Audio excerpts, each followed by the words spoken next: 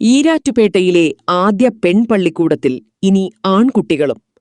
1964 പെൺകുട്ടികളുടെ വിദ്യാഭ്യാസ പുരോഗതിക്കായി സ്ഥാപിതമായ ഈരാറ്റുപേട്ട മുസ്ലിം ഗേൾസ് സ്കൂളിൽ ആൺകുട്ടികളുടെ പ്രവേശനത്തിന് ഔദ്യോഗിക തുടക്കമായി. ആൺകുട്ടികളുടെ പ്രവേശനത്തിന്റെ ഉദ്ഘാടനം പൂഞ്ഞാർ നിയുക്ത MLA അഡ്വക്കേറ്റ് MJ സെബാസ്റ്റ്യൻ നിർവഹിച്ചു. പുതുതായി അഡ്മിഷനെടുത്ത ആൺകുട്ടികൾക്ക് MLA പഠന കിറ്റുകൾ വിതരണം ചെയ്തു. ആൺകുട്ടികൾക്കും സ്കൂളിൽ പ്രവേശനം നൽകാനുള്ള അംഗീകാരം നിയമയുദ്ധത്തിലൂടെയാണ് സ്കൂൾ നേടിയെടുത്തതെന്നും ജില്ലയിൽ ഇതിനു മുമ്പ് അപേക്ഷ നൽകിയ സ്കൂളുകൾക്ക് ഇനിയും അനുമതി ലഭിച്ചിട്ടില്ലെന്നും സ്വാഗതം ആശംസിച്ച സ്കൂൾ മാനേജർ MK അൻസാരി പറഞ്ഞു. ഇത് സ്കൂളിനെ സംബന്ധിച്ചിടത്തോളം വലിയൊരു നേട്ടമാണെന്ന് അദ്ദേഹം കൂട്ടിച്ചേർത്തു. MET chairman professor MK Farid അധ്യക്ഷത വഹിച്ചു. ഡയമണ്ട് ജൂബിലി ആഘോഷ committee chairman doctor MA Muhammad മുഖ്യപ്രഭാഷണം നടത്തി. പ്രിൻസിപ്പാൽ താഹിറ PP, നഗരസഭാ വൈസ് ചെയർപേഴ്സൺ ഫാത്തിമ അൻസർ, വിദ്യാഭ്യാസ standing committee chairperson Beema Nasar, division councillor Naseera teacher, PTA president Lali PV, MF Abdul Khader, MS Kochumuhammad, KM Nazeer, MK Saidukutty എന്നിവർ സംസാരിച്ചു. ഹെഡ്മിസ്ട്രസ് ലീന MP നന്ദി പറഞ്ഞു. ഒരു ചരിത്ര നിമിഷത്തിലാണ് നാം ഉള്ളത്. നിങ്ങൾക്കെല്ലാവർക്കും അറിയാം, 62 കൊല്ലങ്ങൾക്ക് മുമ്പാണ് ഈ സ്കൂൾ സ്ഥാപിതമായത്. ആ കാലഘട്ടത്തിൻ്റെ ഒരാവശ്യമായിരുന്നു ഈരാറ്റുപേട്ടയിലെ പെൺകുട്ടികൾക്ക് ഹൈസ്കൂൾ വിദ്യാഭ്യാസത്തിനായി ഒരു സ്ഥാപനം വേണം എന്നുള്ളത്. ആ ആവശ്യത്തിൻ്റെ പൂർത്തീകരണമായിരുന്നു 1964 ഈ സ്കൂൾ സ്ഥാപിതമായത്. ഇപ്പോൾ 62 വർഷങ്ങൾ കടന്നു പോകുമ്പോൾ 3 തലമുറ പെൺകുട്ടികൾ ഇവിടെ വിദ്യാഭ്യാസം പൂർത്തിയാക്കി ജീവിതത്തിൻ്റെ വിവിധ മേഖലകളിൽ പ്രവേശിച്ചു കഴിഞ്ഞു. നമ്മെ സംബന്ധിച്ച് ഇന്നത്തെ കാലഘട്ടത്തിൻ്റെ ആവശ്യമാണ് ഇവിടെ സഹവിദ്യാഭ്യാസം ആരംഭിക്കുക എന്നുള്ളത്. മാറിയ കാലഘട്ടത്തിന് സാഹചര്യങ്ങൾക്കും അനുസൃതമായി കുട്ടികളുടെ മാനസിക ആരോഗ്യത്തിനും വ്യക്തിത്വ വികസനത്തിനുമൊക്കെ സഹവിദ്യാഭ്യാസം ഏറ്റവും ആവശ്യമായ ഒന്നാണ് എന്നുള്ളത് വളരെയേറെ പഠനങ്ങളിൽ തെളിയിക്കപ്പെട്ടിട്ടുള്ള ഒരു കാര്യമാണ്. ഇപ്പോൾ തന്നെ മിക്സഡ് സ്കൂളാക്കുന്നതിന് അപേക്ഷ നൽകി അവർക്കിപ്പോഴും ഓർഡർ നേടിയെടുക്കാനായിട്ടില്ല. ഏതായാലും നമുക്ക് വിജയകരമായി അത് പൂർത്തിയാക്കാൻ ഇത് ദീർഘകാലമായുള്ള ഈ സ്കൂളിൻ്റെ പരിസരത്തൊക്കെയുള്ള രക്ഷിതാക്കളുടെ ഒരാവശ്യമാണ്. ചെറിയ ക്ലാസ്സിൽ 5ാം ക്ലാസ് മുതൽ 10ാം ക്ലാസ് വരെ ആൺകുട്ടികൾക്ക് സൗകര്യപ്രദമായി പഠിക്കുവാൻ ഉള്ള സൗകര്യങ്ങൾ ഇവിടെ ഇല്ല. ചെലവ് കുറഞ്ഞ രീതിയിൽ പഠിക്കാനുള്ള സൗകര്യങ്ങളുമില്ല. അത് ഇല്ലാത്തത് കൊണ്ട് സമീപത്തുള്ള തീകോയി, പൂഞ്ഞാറ് മുതലായ സ്ഥലങ്ങളിലെ സ്കൂളുകളെ ആശ്രയിക്കേണ്ടി വരികയാണ് ഇവിടുത്തെ ആൺകുട്ടികൾ. ഈ സ്കൂളിനെ സംബന്ധിച്ച് വളരെ പ്രാധാന്യമുള്ള ഒരു കാര്യമാണ്. എനിക്ക് തോന്നുന്നു അൻസാരി പറഞ്ഞ അനുസരിച്ചാണ് ഈ വിദ്യാഭ്യാസ ജില്ലയിലെ ഏറ്റവും കൂടുതൽ കുട്ടികളുള്ളൊരു സ്കൂളാണ്. 100% വിജയവും അതോടൊപ്പം ഏറ്റവും കൂടുതൽ A+ അല്ലേ ലഭിച്ചിരിക്കുന്ന ഒരു സ്കൂളാണ്. വെൽ എഡ്യൂക്കേറ്റഡ് ആയിട്ട് മാനേജ് ചെയ്യപ്പെടുന്ന ഒരു സ്കൂളാണ്. അതിൻ്റെ കാരണം ഇതിൻ്റെ മാനേജ്മെൻറ്റിലുള്ളവരെല്ലാം വളരെ വലിയ വിദ്യാഭ്യാസം ഉള്ളവരാണെന്നുള്ളതാണ് അതിൻ്റെ പ്രധാന കാരണം. എനിക്ക് തോന്നുന്നു അൻസാരി ബിസിനസ്സുമായിട്ട് പോയില്ലെങ്കിൽ ഏതെങ്കിലും ഒരു യൂണിവേഴ്സിറ്റിയിലെ വൈസ് ചാൻസലർ ആകേണ്ട ആളാണ്. പറഞ്ഞു എനിക്കത് പറ്റുകയില്ല, അതുകൊണ്ടാണ് ഞാൻ കച്ചവടമായിട്ട് പോയെന്ന് പറഞ്ഞു. അതുപോലെ നമ്മുടെ ബഹുമാനായ ഡോക്ടർ ഞാനവിടെ സൂചിപ്പിച്ച് ഞങ്ങളുമായിട്ടൊരു കുടുംബ ബന്ധമുണ്ട് ഡോക്ടർക്ക്. ഡോക്ടറുടെ ഫാദറും എൻ്റെ വില്ലിച്ചനും ഒരു പഞ്ചായത്തിൽ പ്രസിഡന്റും മെമ്പറുമായിരുന്നു. തലപ്പലം പഞ്ചായത്തിലെ മെമ്പറായിരുന്നു. അത് പലർക്കും ഇപ്പം അറിഞ്ഞുകൂടാ ഡോക്ടറുടെ ഫാദർ. കാരണം ഞാനത് കഴിഞ്ഞ് പഞ്ചായത്ത് പ്രസിഡന്റായി. തോമസ് സാർ എന്ന് പറയുന്ന ആളായിരുന്നു അന്ന് തലപ്പലം. അത് വടക്കേക്കര ഉൾപ്പെടുന്ന പ്രദേശം മുഴുവൻ തലപ്പലം പഞ്ചായത്ത്. അന്ന് മുനിസിപ്പാലിറ്റി ഇല്ല, പഞ്ചായത്ത് ഇല്ല. പഞ്ചായത്ത് കുറച്ച് ഭാഗമുള്ളൂ അല്ലേ സാറേ? സാറേ തലപ്പലം പഞ്ചായത്തിലാണ്.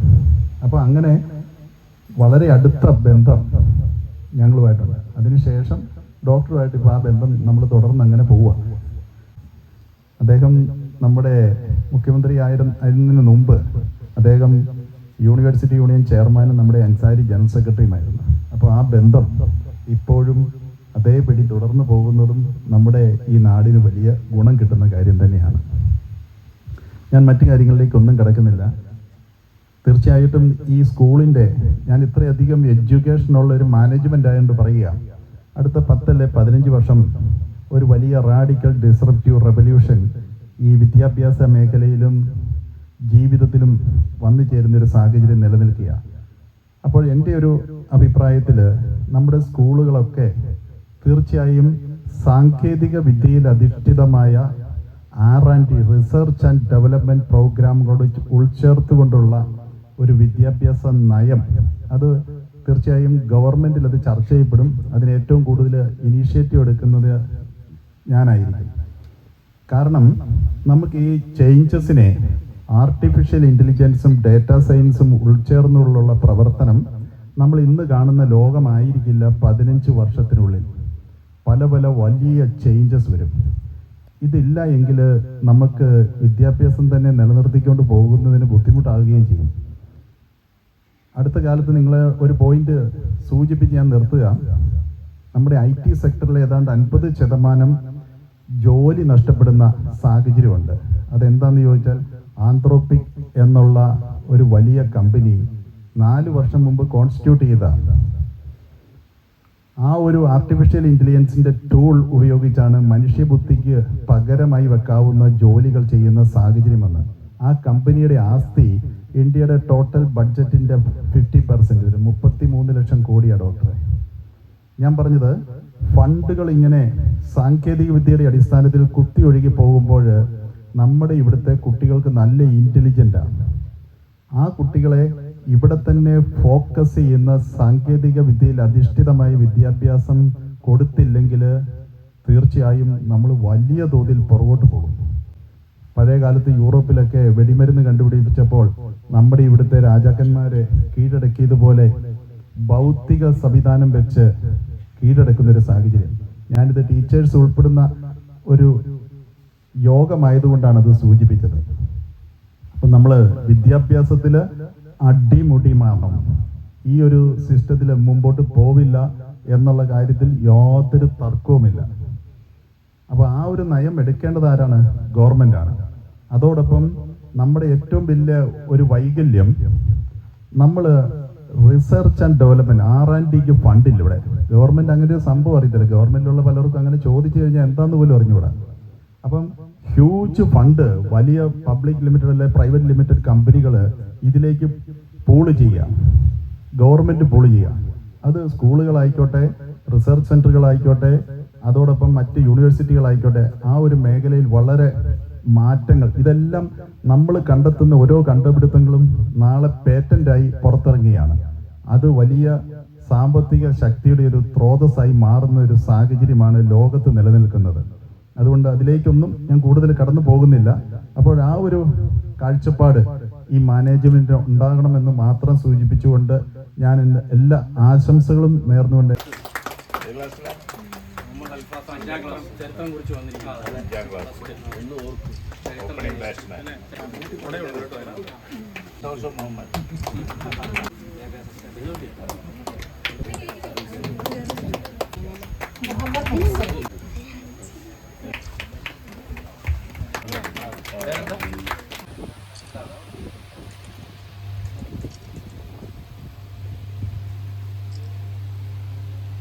ഈ സജിയെ കുറിച്ച് എനിക്ക് 2 വാക്ക് പറയാനുണ്ട്. സജിയൊക്കെ ജനിക്കുന്നതിന് മുമ്പ് സജിയുടെ ഫാമിലിയൊക്കെ ആയിട്ട് നമുക്ക് ആത്മാർത്ഥമായ ബന്ധമുണ്ട്. സജിയുടെ അങ്കിളും എൻ്റെ ഫാദറും ഒക്കെ തലപ്പലം പഞ്ചായത്ത്, നീരാറ്റുപേട്ട പഞ്ചായത്തില്ലായിരുന്നു തലപ്പലം പഞ്ചായത്ത്. ഇപ്പോഴും എനിക്ക് ഓർക്കുന്നുണ്ട്. ഞാൻ 4ാം ക്ലാസ്സിലോ 4ാം ക്ലാസ്സില്ല 1ാം ക്ലാസ്സിലോട്ട് പഠിക്കുന്ന കാലത്താണ് അന്നിങ്ങനെ പിന്നെ എൻ്റെ ഫാദർ കമ്മ്യൂണിസ്റ്റുകാരനായിരുന്നു. സൂര്യപ്പെട്ടി. അപ്പൊ മറ്റേത് കാളപ്പെട്ടി. അപ്പൊ സൂര്യൻ ഉദിച്ച് കാളപ്പെട്ടി മറിഞ്ഞേ എന്നും പറഞ്ഞുള്ള ആ മുദ്രാവാക്യമൊക്കെ ഇപ്പോഴും എൻ്റെ മനസ്സിൽ ഓർമ്മയിൽ നിൽക്കുന്നുണ്ട്. അത് കഴിഞ്ഞിട്ട് ഇവർ വന്നപ്പോൾ കാളയൊക്കെ മാറ്റിയിട്ട് കൈപ്പത്തിയാക്കി. അത് ഏതായാലും നന്നായി. നമ്മുടെ വിദ്യാഭ്യാസത്തിൽ തന്നെ വളരെയധികം ഇന്നോവേഷൻസ് ഉണ്ടാകാൻ പോകുന്ന ഒരു കാലഘട്ടമാണെന്ന് നമുക്കെല്ലാം അറിയാം. പ്രത്യേകിച്ച് ഈ സതീശൻ്റെ കഴിഞ്ഞ ദിവസത്തെ ആ ഡിക്ലറേഷനും ഒക്കെ കേട്ടപ്പം തന്നെ ഈസ് എ വിഷണറി. അതുപോലെ തന്നെയാണ് സജിയും ഇത്രയും വലിയ വിഷണറി ആണെന്ന് ഇപ്പോഴാണ് എനിക്ക് മനസ്സിലായത്. അതുകൊണ്ട് നമ്മുടെ വിദ്യാഭ്യാസ പുരോഗതിയിൽ, നമ്മുടെ ഈ സ്കൂളിൻ്റെ പുരോഗതിയിൽ ആത്മാർത്ഥമായി വളരെയധികം റോള് നടത്താൻ പറ്റിയ ഒരു വ്യക്തിയാണ് നമുക്ക് MLA ആയിട്ട് കിട്ടിയിരിക്കുന്നതെന്നുള്ളത് നമുക്കൊക്കെ അഭിമാനിക്കാം. ഡയമണ്ട് ജൂബിലി മെമ്മോറിയൽ ഒരു ഓഡിറ്റോറിയം ഇങ്ങനെ പണിത് തീരാറായിരിക്കുകയാണ്. അത് ഉദ്ഘാടനം നടത്താൻ വേണ്ടി ഇങ്ങനെ അൻസാരി വെയിറ്റ് ചെയ്യാണ്. സതീശൻ ചീഫ് മിനിസ്റ്റർ ആയി കഴിഞ്ഞ് അത് ഉദ്ഘാടനം ചെയ്യാമെന്നും പറഞ്ഞാണ് അൻസാരി ഇങ്ങനെ മനഃപൂർവ്വം താമസിപ്പിച്ചത്. അപ്പോൾ ഏതായാലും സതീശൻ വന്നു. ഇനി എത്രയും വേഗം അത് നമുക്ക് ഉദ്ഘാടനം ചെയ്യാൻ സാധിക്കുമെന്നാണ് നമ്മുടെ മിക്കവാറും ജൂൺ ജൂലൈയിലൊക്കെ നമ്മൾ ഇന്നത്തെ ബോർഡ് കൂടുന്നുണ്ട്. അതിലൊരു ഡേറ്റ് ഫിക്സ് ചെയ്യും. ഇവിടുത്തെ ഒരു പൂർവ്വ വിദ്യാർത്ഥി, ഒരു PTA പ്രസിഡന്റ്, കുറച്ചു കാലം ഈ സ്കൂളിൽ ഡെയിലി വേജസിന് ജോലി ചെയ്ത ആൾ. അങ്ങനെ പല പല കാര്യങ്ങൾ എനിക്ക് എൻ്റെ സ്കൂളുമായി ബന്ധപ്പെട്ട കാര്യങ്ങളുണ്ട്. വളരെയേറെ സന്തോഷം. നമ്മുടെ ഈരാറ്റുപേട്ടയെ സംബന്ധിച്ചിടത്തോളം ഈ MGHS എന്ന് പറയുമ്പോൾ ഏത് മേഖലയിൽ പോയാലും ഒരു പേരെടുത്തു പറഞ്ഞ് നമുക്കൊരു ഈരാറ്റുപേട്ടക്കാർക്കൊരു നേട്ടം തരുന്ന ഒരു സ്ഥാപനമാണ് എൻ്റെ ഈ വിദ്യാലയം. പെൺപള്ളിക്കൂടം ഇനി ആൺകുട്ടികളുടെയും കൂടെ സമ്പത്താകുകയാണ്, സ്വത്താകുകയാണ്. നാടിനേറെ അഭിമാനപ്പെട്ട ഈ നിമിഷം നമുക്ക് സമ്മാനിക്കാനായി ഇവിടെ ഉദ്ഘാടനം ചെയ്യാനെത്തിയത് നമ്മുടെ പ്രിയപ്പെട്ട MLA, സത്യപ്രതിജ്ഞ ചെയ്തില്ല എന്നാലും നമ്മുടെ പ്രിയപ്പെട്ട MLA തന്നെയാണ്. അദ്ദേഹം ഈ നാടിന്, നമ്മുടെ പൂഞ്ഞാറിന് വേണ്ടി വളരെ ദീർഘവീക്ഷണത്തോടു കൂടിയുള്ള ഒരു പ്രവർത്തനം നടത്തുമെന്ന് നമുക്ക് അദ്ദേഹത്തിൻ്റെ വാക്കുകളിൽ നിന്ന് നമുക്ക് മനസ്സിലാക്കാൻ പറ്റി. വർഷങ്ങളായി പെൺകുട്ടികളുടെ പഠന പാഠ്യേതര വിഷയങ്ങളിലെല്ലാം നല്ല രീതിയിൽ മികച്ച വിജയം കൈവരിച്ച് മുന്നോട്ട് പോകുന്ന ഈ സ്കൂള് ഇന്ന് മിക്സഡ് സ്കൂളായി മാറി ആൺകുട്ടികളെ നിറഞ്ഞ മനസ്സോടെ സ്വീകരിക്കുകയാണ്. മുസ്ലിം ഗേൾസ് ഹയർ സെക്കൻഡറി സ്കൂൾ 1964 സ്ഥാപിച്ചു. ഇന്നതൊരു ചരിത്ര മുഹൂർത്തമാണ്. പെൺകുട്ടികളുടെ ഉന്നമനത്തിനായി സ്ഥാപിച്ച വിദ്യാഭ്യാസം ഏതാണ്ട് 62 വർഷമായപ്പോൾ പെൺകുട്ടികളുടെ വിദ്യാഭ്യാസം ഏതാണ്ട് അതിൻ്റെ പൂർണ്ണാവസ്ഥയിലെത്തി. ഈരാറ്റുപേട്ടയിലെ എല്ലാ പെൺകുട്ടികളും സാമാന്യം നല്ല രീതിയിലുള്ള വിദ്യാഭ്യാസവും നല്ല രീതിയിലുള്ള ജോലിയും ഒക്കെയുള്ള അവസരം കിട്ടി. അതേ അവസരവും അതേ എല്ലാ തുല്യതയും ആൺകുട്ടികൾക്കും ലഭിക്കണം എന്ന മാനേജ്മെൻറ്റ് ദീർഘവീക്ഷണത്തോടുകൂടി കണ്ടുകൊണ്ട് ആൺകുട്ടികൾക്കും പഠിക്കാൻ, നേരത്തെ പറഞ്ഞതുപോലെ തന്നെ ഗുണമേന്മയുള്ള ചെലവ് കുറഞ്ഞ വിദ്യാഭ്യാസത്തിന് ആൺകുട്ടികൾക്കും അവസരം ഒരുക്കി. സത്യത്തിൽ ഈ തീരുമാനം വന്നപ്പോൾ ഞാനൊക്കെ മനസ്സിൽ വിചാരിച്ചിരുന്നത് ഒരു വലിയ എതിർപ്പൊക്കെ ഉണ്ടാകുമെന്നൊക്കെയാണ്. പക്ഷേ ഇതുവരെയുള്ള അനുഭവത്തിൽ വളരെ സ്വാഗതാർഹമാണ്. എല്ലാ രക്ഷിതാക്കൾക്കും നാട്ടുകാർക്ക് പൊതുവേ ആൺകുട്ടികൾക്ക് കൂടി എല്ലാ സൗകര്യവുമുള്ള ഈ മുസ്ലിം ഗേൾസ് ഹയർ സെക്കൻഡറി സ്കൂളിൽ അവസരം കൊടുക്കുന്നതിൽ അതിയായ സന്തോഷമാണ്.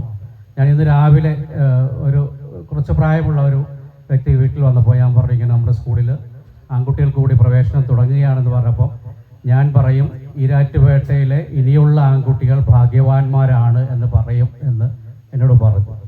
വന്ന SLC റിസൾട്ടിൽ ഞങ്ങൾ വളരെയധികം കൃതാർത്ഥരാണ്.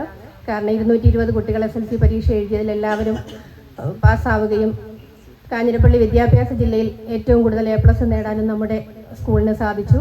ഇന്നലെ